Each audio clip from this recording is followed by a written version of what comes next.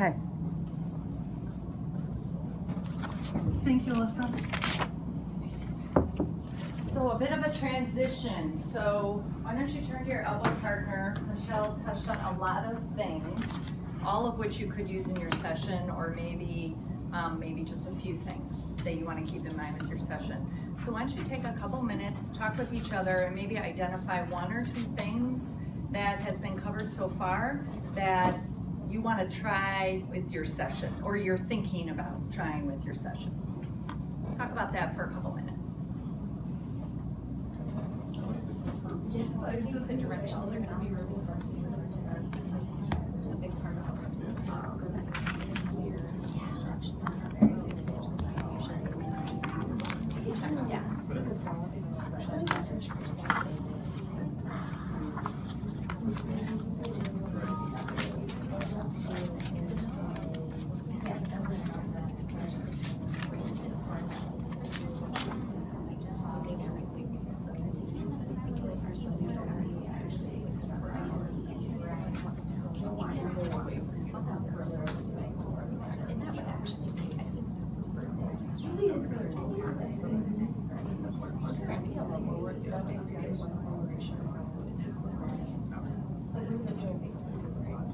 where they're both facing different types of challenges, and initially could be better, so like they can be really good resource partners for each other.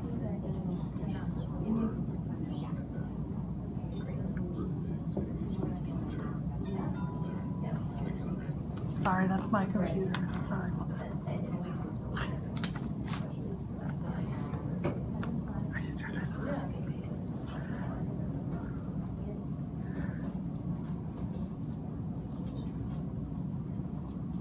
So hopefully you were able to jot down or think through maybe a couple of things to use. And we didn't say this at the beginning, but Michelle and I are both available. If individually or as a team you want to talk through something specific with your session, be happy to have a conversation with you all. Phone, in person if we're here, or webinar, whatever makes sense. So just let us know, okay? So on our agenda, we're into this next section here, designing the surround and some other facilitator moves. When Michelle and I have walked over to the agenda, that's a strategy called station naming, basically kind of grounding the group back into where you are on the agenda. And so kind of like train stations where they say next stop is this, that's why it's called station naming.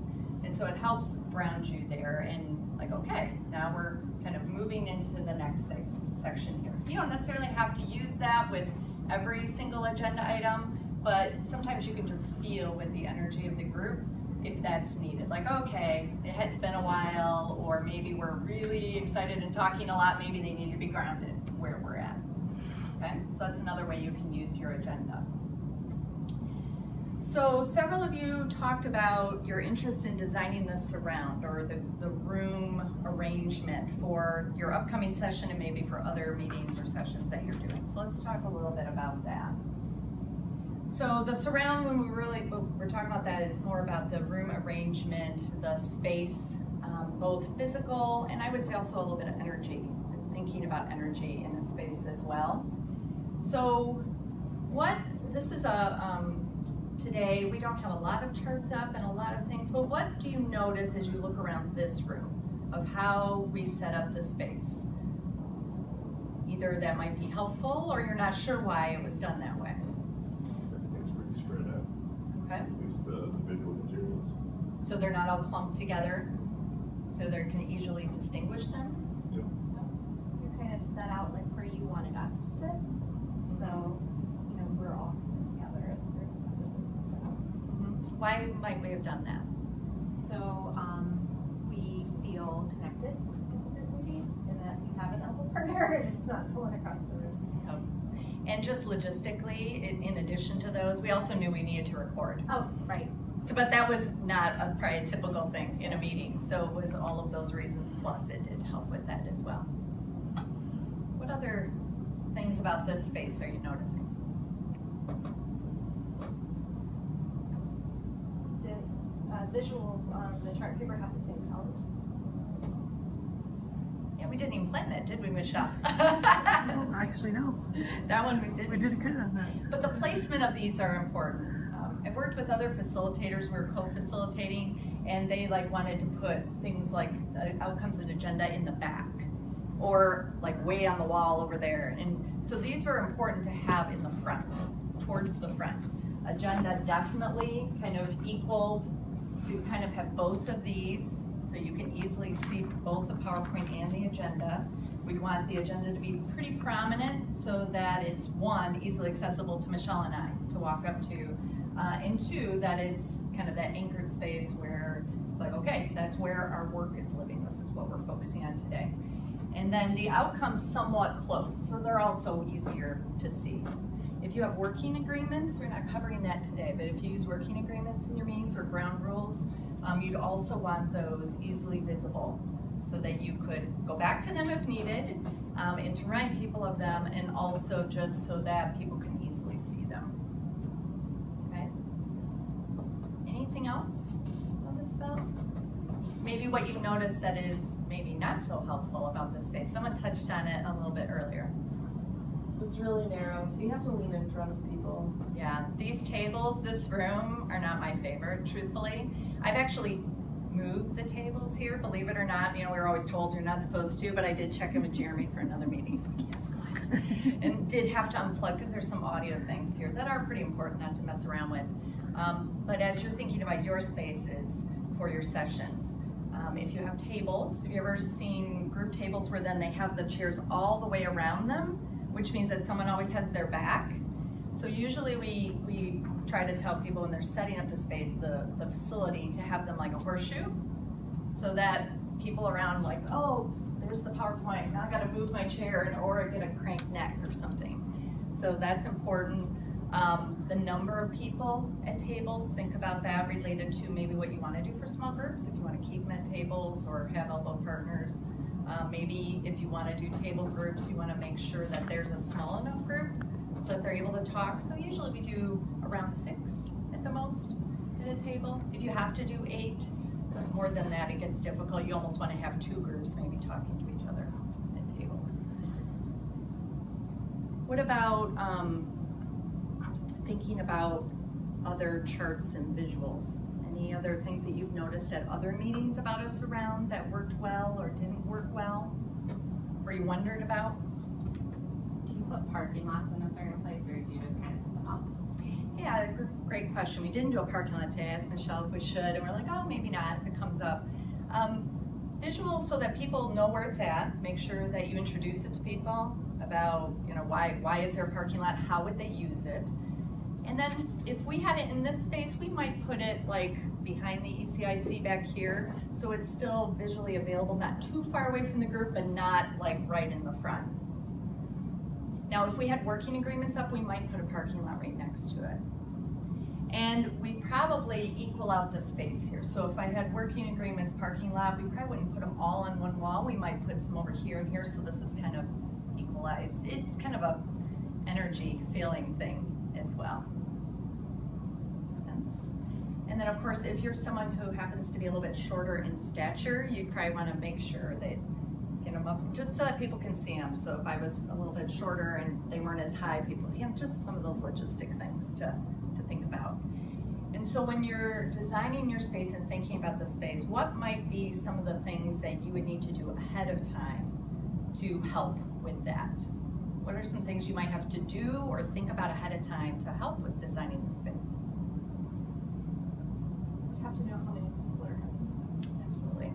How many you're expecting, or at least a range, or maybe the maximum, right? So that you know that you have enough chairs, because there's nothing worse than when you're trying to prep for a presentation and then you're scurrying around, worrying about chairs and all of that, right?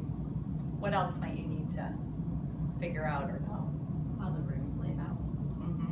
Or at least give input on how you want the room laid out. And what might you need to do that day for that? Would you want to come 15 minutes at a time, or would you want to come a little bit? We're typical people, who you guys might be too, where we move spaces almost everywhere I go. I'm moving a little bit anyway. And so giving yourself enough time to get into the space. So if you have session, I don't know how your agenda is planned for the 22nd, but if there are sessions ahead of yours, knowing how that's gonna be set up, and then maybe adjusting your needs to how the space is already gonna be set up, because there isn't time to move, or maybe you are able to get in there a little bit first. But all of that you can get done ahead of time ideally, but be prepared that sometimes even though you give really clear directions or you think you do, they may not be followed, so. And then if you're using audio of any type, of course you wanna think about that in your technology and getting in and testing those pieces out and even having some backup. Sometimes if audio is really important, you might wanna consider carrying along speakers with you, because I know videos sometimes you're using, or maybe music. We also like to use music to set the tone. So little speakers you heard me, for some of you who came in early, I had some music going. It just, it can provide a welcoming environment for people to come into. What about emotional space? What are some things that we do to try to create a safe emotional space for a group? You welcomed us, so we're glad you were here. A warm welcome. Like you said, you use the body languages so that we are feeling comfortable with you. You're not standing there with your hands behind your back, lecturing. It's more of a. Or behind a podium. Sometimes people use podiums a lot. That it can be used appropriately. I don't want to say no to podiums, but it kind of creates a space, a structure in between us versus being more accessible. So body language, absolutely. So the warm welcome, building the connection right away, building rapport, even taking just a minute or two. And so I saw we had several introverts here. That doesn't mean you're not warm and welcoming by any means, but some of you in the room might feel a little uncomfortable, in front of places, in front of people. Maybe you haven't done it a lot, but as much as you can to create a warm welcome in that introduction, talking about purpose, connecting with them in some way, either maybe by your experience, or that, one of your favorite places to be is with other people who love to talk about early childhood. Make it authentic. Of course, people will see through it if it's fake or derived, so you want it to be authentic coming from you. That doesn't mean everyone's style has to be wild and flamboyant. You can be you, just as approachable as you can be with that. Pretty important. Sometimes if people dive right into outcomes, right into agenda without that, you can feel it in the room. It's kind of like, what's going on here? Okay, and then of course introductions that we did at the beginning to help that. So it's a lot to remember, right? So taking notes and just practicing. So try not to get overwhelmed. It's just more of do what makes sense for you. So talk with an elbow partner. What's one idea about designing the surround for your workshop session that you want to try for your next, all of you are doing a session. So for that session or for me, what's maybe one or two things about designing the surround that you want to make sure not to forget that you can use for June 22nd?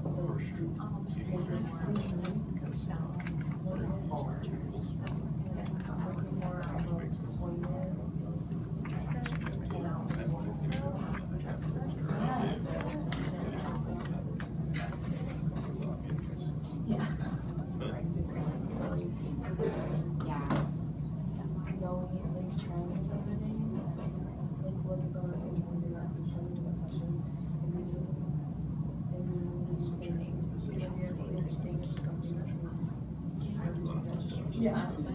Right. Yeah. It just seemed to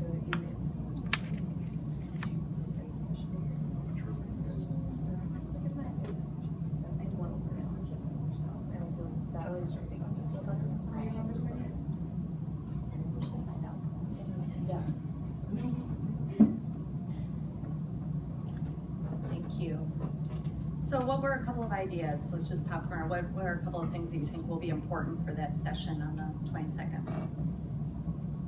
I think that as a whole, we're pretty good at the warm welcome, but one of the things that I think might be interesting is trying to figure out who, since we know who's coming to the session, trying to see if we can maybe remember the name to the face. I think that's really, it just makes you feel good. Like, oh my gosh, you remember my name. People only met you twice, but you remember. What might be a way to help do that? If you just don't have a great memory. And what might be important about the name tags? That first name is really large. So that's something that I know that I've had to tell Kim, just because, you know, she's not in the space, she, you know, say, I want their first name big, because I'm not as good with names and faces. And you're right, as far as people, it's a little thing that people can really appreciate. And so that's a trick that can help you. Now, not everyone puts their name tag in a place that, you know, and so that could be one way though that can help with that. Other things?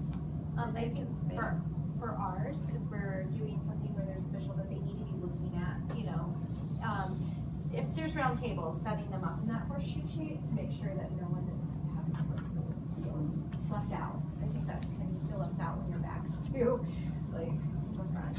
You feel like you got gypped maybe because you got in there late, that you got the seat that your back is to it, right? And right away you kind of start off with, you know, kind of feeling. Well, we just got our times and when we're doing our session, so we need to figure out, okay, what's the session for us, when are they gonna be out of there, so when can we get in there to set up and test. We are hoping to have little speakers, and test our speakers to make sure that we're successful. And related to the speakers, I don't know if you will have access to doing that, but I felt it was inviting to have this thing when I came in today personally, so I would like to do something like that. Now, however, so we are doing a game. It's kind of like Family Feud, but we're not calling it Family Feud. Would having that Family Feud themed music playing when they enter, would that be too much? Would that be okay? Would that be maybe overwhelming? Maybe. What do you guys think? If you did use it, what might be some pros or cons of that? I might get like really repetitive. It would be, I think You know. it's short, it's like your clip, it's like clip of music. I thought it was interesting, the music you played was really familiar, so it was like one that like everybody kind of would be familiar with that style of music, and I then has at least heard it before, or maybe they were singing along to it. Yeah. So, you know, that was very inviting. So with music, it can be difficult because there's lots of genres and styles, right? I teased Michelle this morning because she does like hard rock music, which I do too to some point, but sometimes you may not want to start off with that. So you want to think about how to use music to invite. The Pandora Motown channel, that's what that is. It's kind of my go-to because it typically does have pretty familiar songs to most, not all, but it can be. Now there have been a couple songs that have come on in other meetings where I've had to fast forward quick because it was maybe an inappropriate song. So if you can make your own playlist, that's helpful. Otherwise you're kind of, you know, connected to Let's Get It On by Marvin Gaye or whatever it was that came on. I'm like, oh, I should probably fast forward that.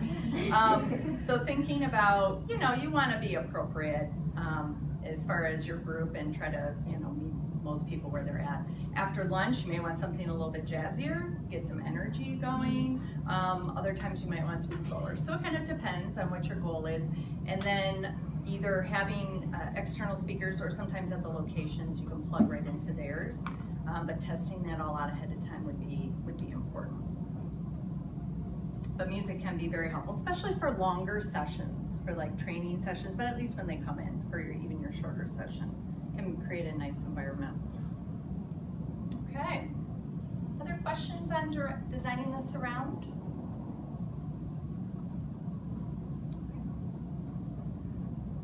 So other types of considerations, this says space consideration, but it can also be facilitator considerations. So So how many of you have been in a meeting where maybe something traumatic, bad happened? Has anyone had that wonderful experience? So Heather and I had one together a couple of years ago, but you might be thinking of something different. Are you thinking about I that? think we're thinking of the same. Yeah. Now the participants may not have known that. Right. So I think for us as facilitators, it was a traumatic event. But the group may, if they get together frequently, like for example, these QI meetings, right? So contaminated space is when maybe something really bad happens and you may not want to use that room anymore, or you may want to change. So for example, say as ECIC, we had a meeting here and, you know, just I'm thinking of a worst case. There was like an announcement about like loss of funding and jobs, and it was a really horrible type of experience. Would we then want to come back in this room even in a few months and then try to talk about something happy? I mean, the energy for this, for the people who maybe weren't let go or whatever happened there, probably wouldn't be good.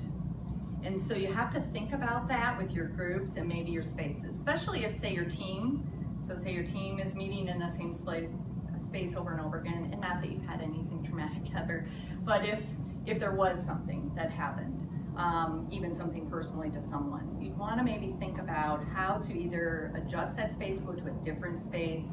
So for example, for this ECIC one, say that we're stuck with this room, we have to use this room, like this is the only room in the new place, right? What we might do is turn it and have the head of the room be over there. You want to adjust it so you can, or you could move the tables if the tables were able to be moved, or something to consider emotional safety, because our brains can hold attachment and memory to spaces in that way, right? I mean, we all kind of remember maybe in our lives when we've heard tragic news like 9/11 or other things in the space we were in, and it's the same thing for meetings. So important to think about related to that. So the space that Heather and I were in for this particular traumatic event, for the participants, it may not have been, it might have been just a little weird for them. They probably didn't realize everything that was happening behind the scenes. But for she and I, we may not, I've been by that space. I've not had a meeting in there, but I think about it every time I go to that particular building. So anyway, that's a story behind there, isn't it? So contaminated space. Anchoring space, briefly, Michelle talked about this a little bit already. You notice when Michelle and I were duetting and we were co-presenting together. She was over there, I was over here. Sometimes, so we have our space, we're kind of keeping in our general area. What you don't see either of us doing is kind of walking around. Because so, you ever been in sessions where someone just kind of likes to walk around, which, you know, I think a lot of us were taught that it helps us to be more connecting. And the problem though is that the brain, like you're following the person, right? And that's what you're thinking about. It's, oh, they're walking around, they're doing that, you know, and you're maybe not hearing the content as much. So the brain is a bit scattered, and so we're paying more attention to that than to what the person is saying. It's kind of similar to body language. So if I'm in a certain way talking with you, you're kind of paying attention more to that than to what I'm saying. So kind of having an anchored space, that would be the other thing for your sessions, is kind of like, okay, where are you gonna stand, where am I gonna stand? And you don't have to be rigid where you don't move a little bit, but you know, more of like, this is the presenter space, wanna make sure the agenda's not in my way, that type of thing. Okay? So before we go into 3-point communication, what questions might you have about either contaminated space or anchoring space or anything else about space?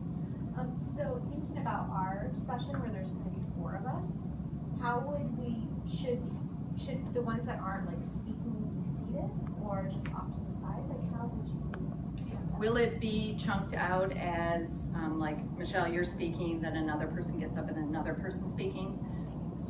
Yeah, so you'd want to plan it out however it makes sense for the room and for your group to maybe have, so they're not, you guys aren't all just standing there while the other person, then they'll be like, okay, what do I, and plus you guys want to be looking at your notes and prepping, you know, so maybe you're paying attention, but you want it to not be distracting to who's talking. So sometimes if you have that many people, potentially like a little table, a presenter table, that could serve not only maybe for your supplies if you have some things, whoever's speaking, but also for the rest of you to be seated at, so that you're a little bit off to the side. Make sense? Yes. Other questions about space? Okay. So we referenced earlier when we were talking about the agenda, something called 3-point communication. Now I can't recall, I know Michelle and Emily, because you were just at the training, so you heard about this. Who else has gone to Adaptive Schools Foundation training? So Candace, Heather, okay. So do you remember 3-point, putting you on the spot? Remember the words probably, but maybe not all the specifics. So 3-point communication is important to think about for not just the agenda, but other visuals. We want to touch on it a little bit today. We could go into it much more if you all are interested. But when people communicate, there's 3 kind of points. The first one, and we signify it through a triangle.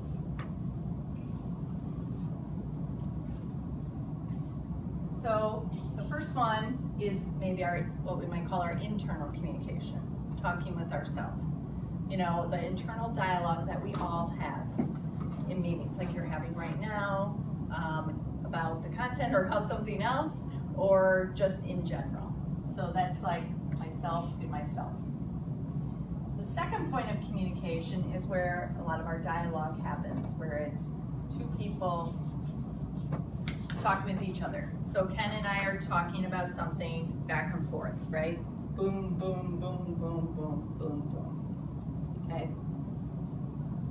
Sometimes in 2-point communication, if we're talking about a pretty safe topic, it's just fine. As long as we're both being respectful and listening and not interrupting and hopefully paraphrasing and all those things we all know to do, but sometimes maybe don't as much. If it's a complex topic, or maybe there's a potential for conflict, thinking about a third point of communication, which is the work, can be very, very helpful. So what about if Ken, he puts together this great data, which I know he's good at, but maybe I'm the person he's giving it to and I don't like the quality of it, you know? So if I want to talk with Ken about it, I say, so Ken, that data you gave me, you know, the quality of that data just wasn't what I was expecting. You know, what's going on? You know, so that feels a little awkward, does it not? Right? So an example of a 3rd-point communication might be the data. I run something off, and I said, Ken, I wanted to talk with you about this data that you prepared. So see this column right here? I'm just, help me understand this, because I'm just not seeing how it adds up. So you can see how we're both, you still might be like, what? But we're looking at the data. It isn't just a boom, boom, boom, boom, boom. What's going on, Ken? Why isn't it adding up? You know, of course my tone's a little bit different there too. But even if I said, so Ken, it's just not adding up. What's going on with the data? It's more confrontation. It is, or it can be, right? If we don't already have a lot of trust, then it can even get more confrontational quickly. And so having a 3rd point, either data or something with the work, can really help. So like performance evaluations is a great example. You know, so if you're giving some feedback, positive and maybe constructive, having that data, one, so they can see it maybe even ahead of time, but right there on the table in front of you as you're looking at it, can be really helpful. How an agenda can be used for a 3rd point. Say Melissa is getting us really off track, but it's, you know, in a good direction. It's, you know, could be a helpful topic, but maybe it's off our agenda. And so a way a facilitator can use an agenda as a 3rd point is waiting for Melissa to finish her thought, pause, and say, so Melissa, help the group understand how is connected to designing the surround. It sounds like you're really passionate about this, so help us make that connection. And she may say, well, it does connect in this way, or she might say, no, it really doesn't. Let's put it on the part parking lot, or maybe can we come back to that? Or I could suggest that, maybe we add it. So you see all your eyes went here, my eyes went here, so I'm not doing this, right? I'm doing this, you know, breaking eye contact, so then you're all going there and not all just looking at Melissa in that example. So that can be one way that an agenda can be a helpful third point. So I went through that pretty quickly. What questions might you have about third point?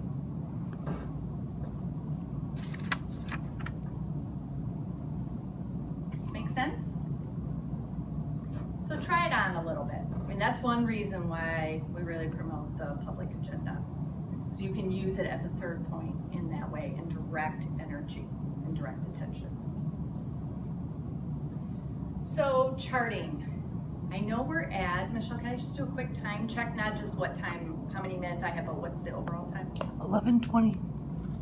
11:20. So we have Sorry, a little- 11:29. Okay, so we have Sorry. a little bit of time, so I'm gonna keep going. Yep. That works, okay. So charting. Earlier when we talked about designing the surround, you noticed a little bit about the charts. Let's kind of take back the veil on that. So you talked about color, that we use the same color. We just happened to do that, I think. I don't know if we really planned that. So using this PowerPoint and looking at these two charts, which I'm not saying are perfect, but they're two examples. Talk with your elbow partner about what you see on these two charts that are represented here on the slide, or maybe what you don't see. So just process that a little bit, comparing what's on here as far as charting with the two examples we gave you in the room. What are you noticing? I'm not positive. It's a really good question.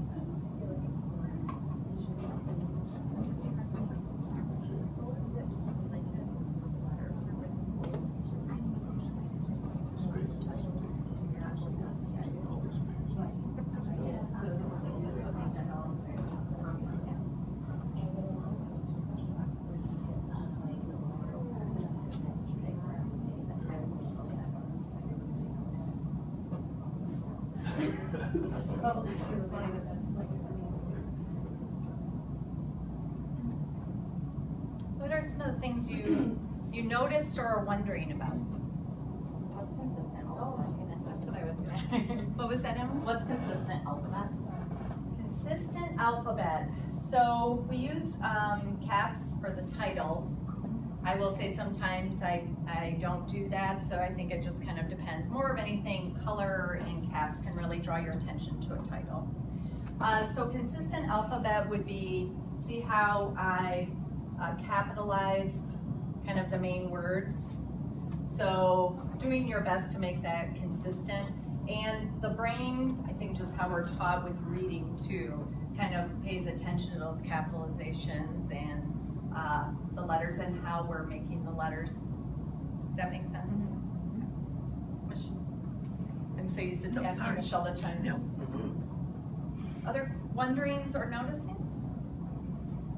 So you have red and black for titles and emphasis, and one of the questions that came up was, should red and black also be used for bullets? You mean the words in the bullet? You mean like these? The actual bullet. They can be, absolutely. Sometimes I do all red bullets, sometimes I do this yellow thing. It just kind of depends what's available marker-wise. What you wouldn't want to use is red for the words, besides the title. Because your brain kind of is like alert, right? You're kind of taught that. So it's more for emphasis. And then black, I think, gets to be a bit more monotonous, so your brain may not, pay as much attention to it, so kind of the opposite effect. So I've heard people say before, like, is this all really worth it, doing these charts this way? I mean, really, is this just all like gibber and like weird stuff. So I don't know about you, but once I've seen agendas like this or other, when I see ones that are not, then my brain is like, oh gosh, I'm not used to it. So the earth tones are pretty important because if you do use some other lighter colors, people can't see them. So if all you have is a hot pink marker though, it's something, I mean, you have to use what you have. But at the same time, that's kind of close to red. So the earth tones is just always safe and alternating.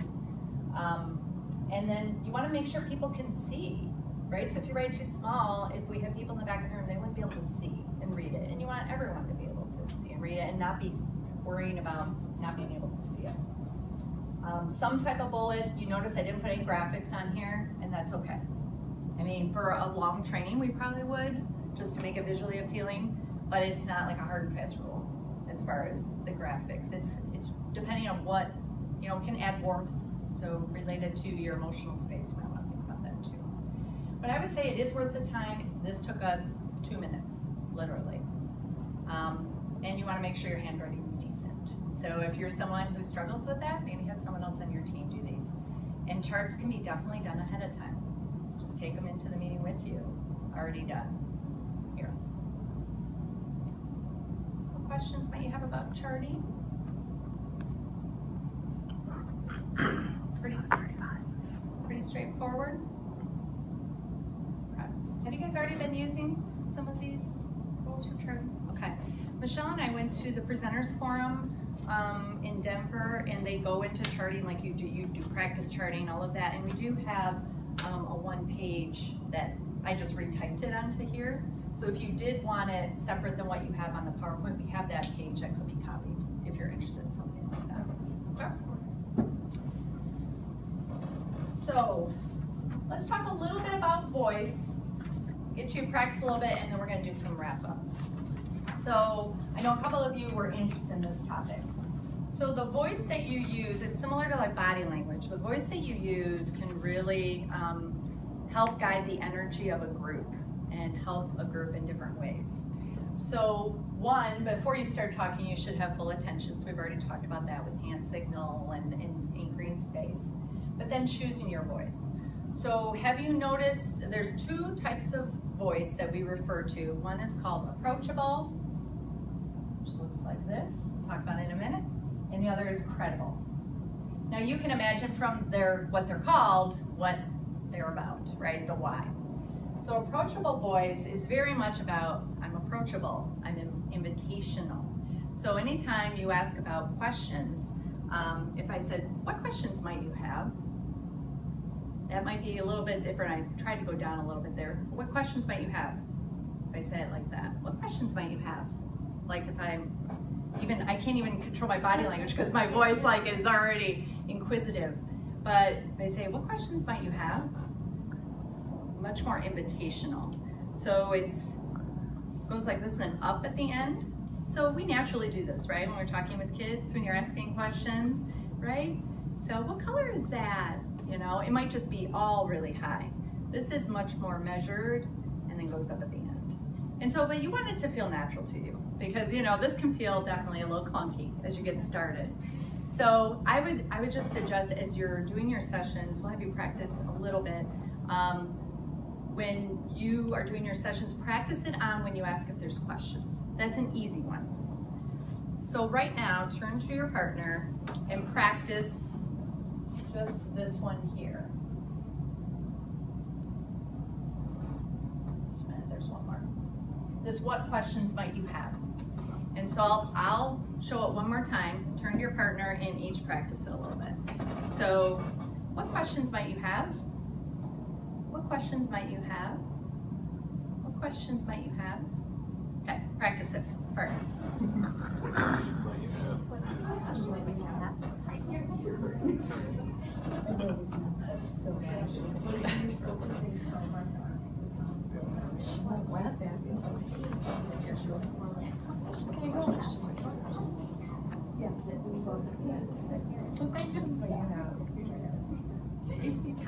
How did it feel? A little silly. Yeah, it feels silly, doesn't it? there's no intention in this work to make you feel like either a robot or a clown or any of that. You know, you have to make it natural, but you can hear the difference. Now, if you learn these, when you go to groups, other groups, and people are talking, you will hear the difference. And it will probably start to bug you because it'll be like, oh, no wonder no one had any questions because you use a credible voice. So it'd be, what questions might you have? You know, what questions might you have? Just try to make it your own. But I would just challenge you to try on the approachable voice. So approachable voice, questions, it's invitational. So you want it to be when you want people to develop rapport with you and also maybe participate. So what questions might you have about these directions is another one. And you saw in this example, you would also be using it. So if I said, good morning, welcome to the meeting. I mean, I wasn't mean, right? Good morning, welcome to the meeting. It's different than good morning, welcome to the meeting today. See how that's a little bit different? And again, you make it as, I guess, boisterous as who you are. But pay attention to it. Now, when you're talking about facts, things you want people to remember, or directions, that's when you use credible. So please turn to your elbow partner and talk about the following prompt. I'm giving a direction. I'm not asking for your feedback on it. If I say what questions might you have about it, I would ask for your feedback. So credible, like Ken, when you're talking about data, facts, you're probably using credible voice because you're kind of, here's the facts.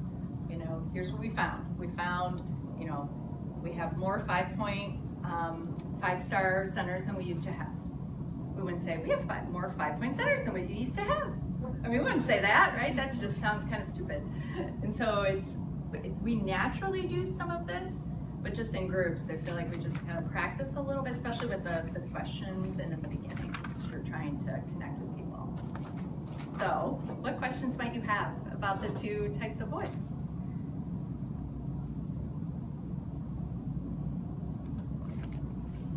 One quick tip before we go into our closure about these. Say you have a group that's a little bit out of control related to talking, maybe they're just really, you know, so you're doing the hand raising, you know, you can use your voice not in a, you want to be careful that you're not like in a teacher lecture kind of way, but you can, you know, be like, okay everyone, you know, even if, let's focus, you know, like I would come to the group and put my hand down. Like, okay, just pause, just like Melissa, if she's talking, please pause. You know, I would use my hand this way and my voice to follow. Because what you're saying is really important. You want to make sure everyone hears it. All credible voice. Can you repeat what you said again? Approachable. You see how hand, body, voice, eye contact, of course, too. It can all work together. And so, of course, the more you practice it, the more confidence you'll get, the more that won't feel weird to you to do that. So, I mean, you all see it. So now just your consciousness has probably been increased about it, and now when you see in groups, you'll see people using it or not, and you'll see the disconnect. Okay? So, Michelle, what time are we at? 11:42. Want to come back Yes. up?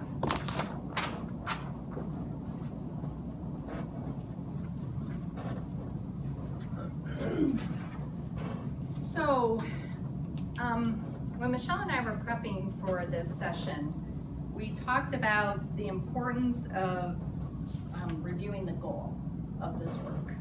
Because all of the things that you practiced today, talked about, were refreshed on, are all just strategies until it's connected to kind of your sense of being, I guess, your intentionality.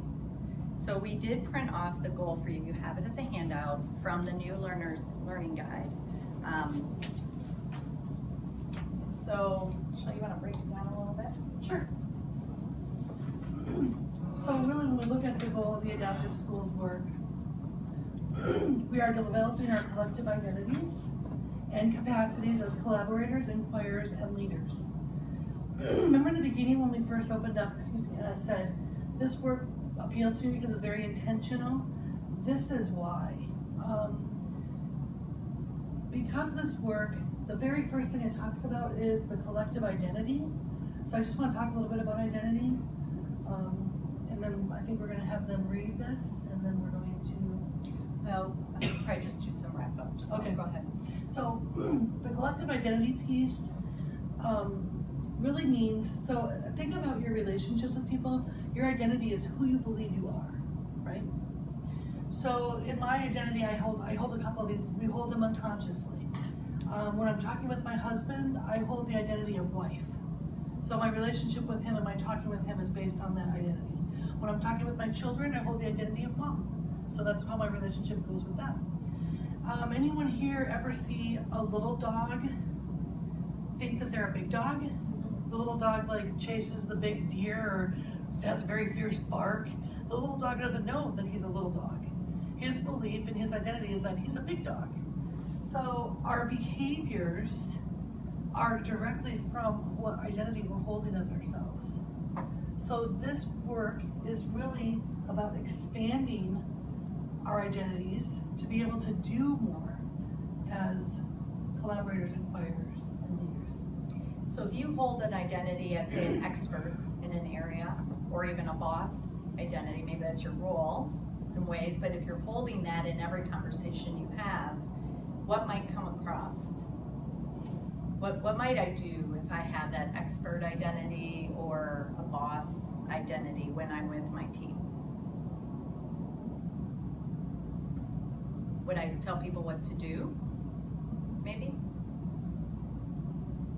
So when I say boss, I mean more of like not a collaborative boss, like, you know, boss, like I'm the boss kind of identity, You'd be like making decisions, you would make all those decisions, maybe? right? I may not ask a lot of questions or feedback from the group. I don't think that happens a ton at ECIC here, but you know, you see it in other places. I've seen this definitely in our TA and training, and maybe, I would even say maybe myself too. You know, it's not that we're perfect. There are times, because I'm doing the work so long, that I have to really check myself when I'm out talking to some collaborative directors, because I'm like, oh my gosh, like you've been doing this so long, why can't you figure this out? And I'm the expert, I know best, here's what you should do. Now sometimes they do need to be, they want constantly, you know, give me ideas type of thing. But if I hold an identity of an inquirer, of a learner, like I don't know everything, which is one that I usually try to hold, a collaborator, then my behaviors may be more about, so what have you already tried? What's worked well before? What do you think? What do you know about your group? You know, instead of me just coming in and telling you what to do. So identity for this, if you do not, if you don't yet hold any of these identities, these strategies will be harder to implement. That's why we bring this up. Because if you're not thinking of yourself as like, oh, I'm curious about what others think, or I collaborate, you know, and what those behaviors are, or leader, meaning more like a collaborative type of leader. If I don't hold those identities for myself, and we believe everyone can hold these. Leader isn't a role that, or a title, it's something everyone can be. If you're not yet holding these, be thinking about these as you're facilitating or in preparation for facilitating. Because if you don't see yourself as a leader yet, which many of you may not, you're gonna be a little bit more meek in front of the group and maybe not as confident, for example. And you wanna be more confident. And so sometimes growing these identities is just through practice. So an easy way to do this, just to make this a little bit more accessible, is before you go to a meeting as an attendee, say, who does the group need me to be in this meeting? Do I need to be an inquirer? Do they need me as an expert? Do they need me as a content expert? Do I need to be a collaborator? These are kind of our mainstays. And pretty much you can't go wrong with any of these, or a learner. So it's a little bit of self-reflection related to that, but we wanted to make sure to at least touch on it, because again, otherwise these strategies will continue to feel clunky and not natural unless you begin to shift some of your identity in these areas. So a bit of a deep thought to end this, or to come to close here. Right. Questions? I mean, on the top of mind, I know this is a lot to think about, and we're covering a pretty short comments, questions?